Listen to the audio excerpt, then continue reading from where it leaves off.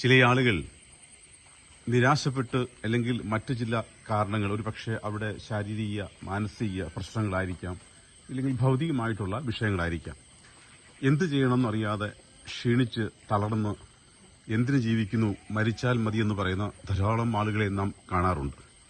എന്നാൽ ചില ആളുകൾ അങ്ങനെ പറയുമ്പോൾ നാം സൂക്ഷിക്കണം. അത്രമാത്രം മനോവേദന അവർക്കുള്ളത് കൊണ്ടാണ് അവർ ഒരുപക്ഷെ ആ ഒരു ചിന്തയിലേക്ക് പോകുന്നത്. എന്നാൽ അതിനുവേണ്ടി നിങ്ങൾക്ക് വേണ്ടി ഒരുക്കുന്ന ഒരു നല്ല മനോഹരമായൊരു സ്ഥലമാണ് ഗാർഡൻ ഓഫ് ലൈഫ്.